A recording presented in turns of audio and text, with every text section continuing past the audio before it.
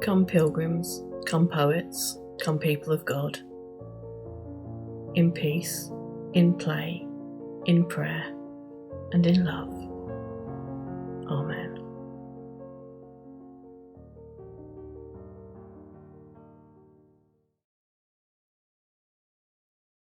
That same day that the tomb was found to be empty, 2 disciples were walking to the village of Emmaus, about 7 miles away from Jerusalem.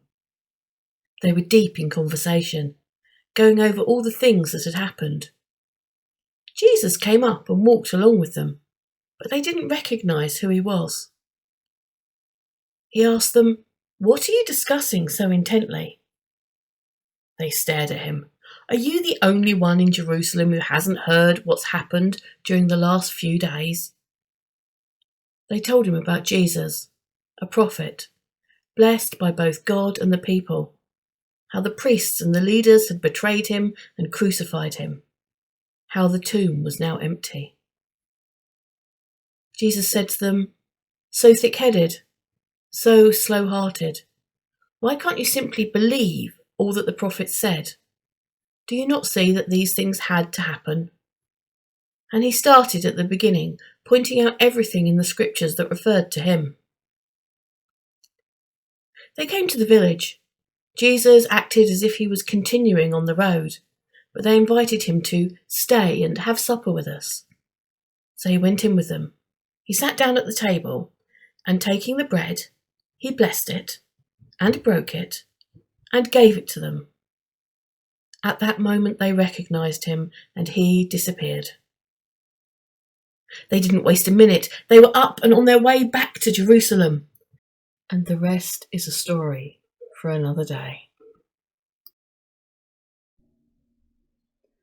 The Emmaus Road journey was a journey that didn't quite go to plan. Lots changed on the way. Perhaps it reshaped, reinformed the whole pilgrimage. Perhaps it was a bit of a false start. Marcel Proust said that the real voyage of discovery consists not in seeking new landscapes, but in having new eyes. The 2 companions on the Emmaus Road may have been walking in a familiar landscape, but they needed new eyes. It wasn't until the stranger that they met broke bread that their eyes were opened and they recognized him, and he disappeared from their sight.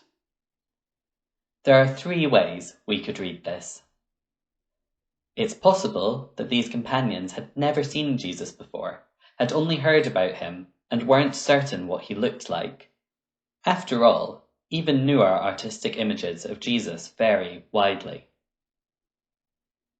It's possible that Jesus' resurrected body looked very different from his earthly body.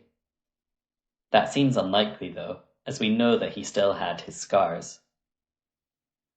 It's possible that these companions were seeing Jesus in a different person. We are all, after all, made in God's image. Is it possible that the actions and words of a stranger were, for these 2 pilgrims, the resurrected Christ? One thing is clear. It isn't easy to see or understand Jesus. We don't necessarily need to go searching in new places. We need new eyes. Eyes that can see the concept of resurrection is complex and can be understood in lots of different ways. Eyes that can accept that Jesus has scars. Eyes that can see Jesus in each other. As we travel together over the next 7 weeks, look out for Christ on the road. You'll find them where you least expect it.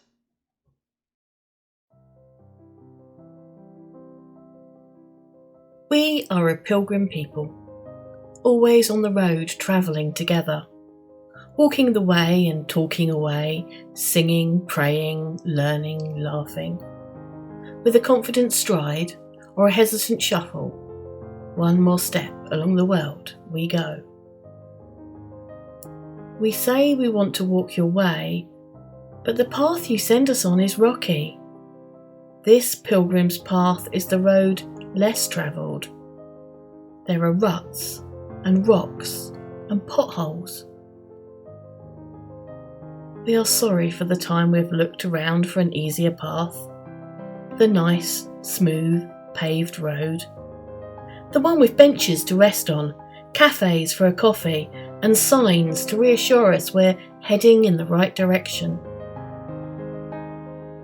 We give thanks that you have never failed us. You led us out of the wilderness, and we know that we can rely on you to guide us on this new journey. Forgive us our fears and our anxieties. When we moan that we cannot fly, remind us we can swim. And when we dream of staying still, remind us of the views we see from the road.